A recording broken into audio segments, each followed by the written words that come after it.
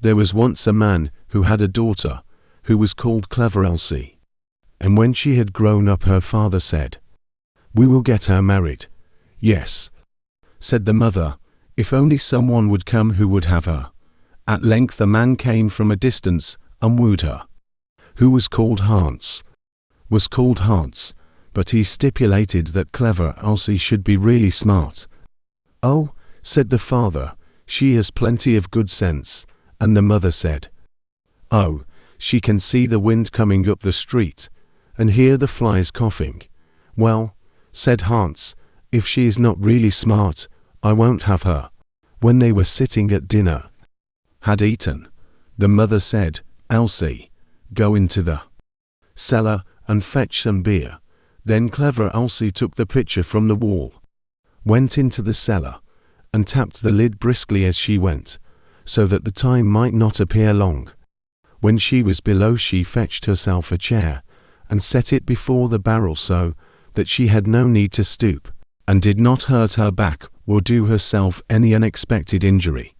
Then she placed a can before her, and turned the tap.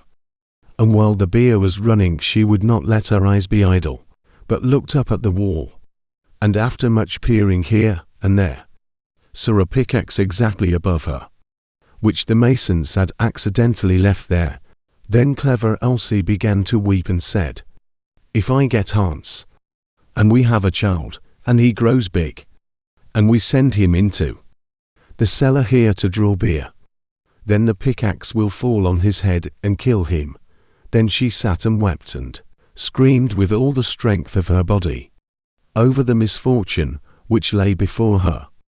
Those upstairs waited for the drink, but Clever Elsie still did not come. Then the woman said to the servant, "Just go down into the cellar and see where Elsie is." The maid went and found her sitting in front of the barrel, screaming loudly. "Elsie, why do you weep?" asked the maid. "Oh," she answered, "have I not reason to weep? If I get Hans, and we have a child, and he grows big, and has to draw beer here, the pickaxe will perhaps fall on his head, and kill him." Then said the maid, "What a clever Elsie we have," and sat down beside her, and began loudly to weep over the misfortune. After a while, as the maid did not come back, and those upstairs were thirsty for the beer, the man said to the boy, "Just go down into the cellar and see where Elsie and the girl are." The boy went down, and there sat Clever Elsie and the girl both weeping together. Then he asked, "Why are you weeping?" "Ah," said Elsie, "have I not reason to weep? If I get Hans, and we have a child, and he grows big, and has to draw beer here, the pickaxe will fall on his head and kill him." Then said the boy, "What a clever Elsie we have," and sat down by her, and likewise began to howl loudly. Upstairs they waited for the boy, but as he still did not return, the man said to the woman, "Just go down into the cellar and see where Elsie is." The woman went down, and found all three in the midst of their lamentations, and inquired what was the cause.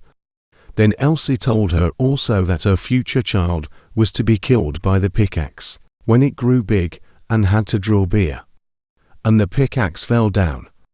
Then said the mother likewise, "What a clever Elsie we have," and sat down and wept with them. The man upstairs waited a short time, but as his wife did not come back, and his thirst grew ever greater, he said, "I must go into the cellar myself and see where Elsie is."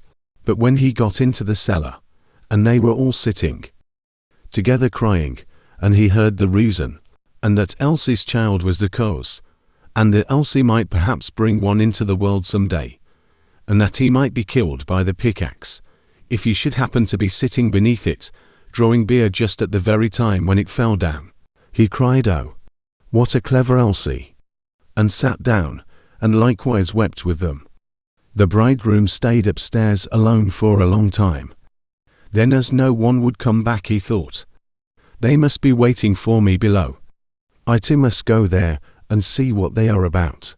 When he got down, The 5 of them were sitting screaming and lamenting quite piteously, each out, doing the other. "What misfortune has happened then?" asked he. "Ah, dear Hans," said Elsie, "if we marry each other, and have a child, and he is big, and we perhaps send him here to draw something to drink, then the pickaxe, which has been left up there, might dash his brains out if it were to fall down. So have we not reason to weep?" "Come," said Hans, "more understanding than that is not needed for my house. Hold, as you are such a clever Elsie, I will have you," and seized her hand, took her upstairs with him, and married her.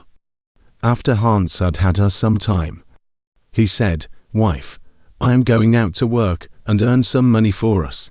Go into the field and cut the corn, that we may have some bread." "Yes, dear Hans, I will do that." After Hans had gone away, she cooked herself some good broth and took it into the field with her. When she came to the field, she said to herself, "What shall I do? Shall I cut first, or shall I eat first? Oh, I will eat first." Then she drank her cup of broth, and when she was fully satisfied, she once more said, "What shall I do? Shall I cut first, or shall I sleep first? I will sleep first." Then she lay down among the corn and fell asleep. Hans had been at home for a long time, but Elsie did not come. Then said he, "What a clever Elsie I have. She is so industrious that she does not even come home to eat." But when evening came and she still stayed away, Hans went out to see what she had cut. But nothing was cut, and she was lying among the corn asleep. Then Hans hastened home, and brought a fowler's net with little bells and hung it round about her, and she still went on sleeping. Then he ran home, shut the house door, and sat down in his chair and worked. At length, when it was quite dark, Clever Elsie awoke, and when she got up there was a jingling all round about her, and the bells rang at each step which she took. Then she was alarmed, and became uncertain whether she really was Clever Elsie or not, and said, "Is it I, or is it not I?" But she knew not what answer to make to this, and stood for a time in doubt. At length she thought, "I will go home, and ask if it be I, or if it be not I, they will be sure to know." She ran to the door of her own house, but it was shut. Then she knocked at the window and cried, "Hans, is Elsie within?" "Yes," answered Hans, "she is within." Hereupon she was terrified, and said, "Oh, heavens! Then it is not I," and went to another door. But when the people heard the jingling of the bells, they would not open it, and she could get in nowhere. Then she ran out of the village, and no one has seen her since.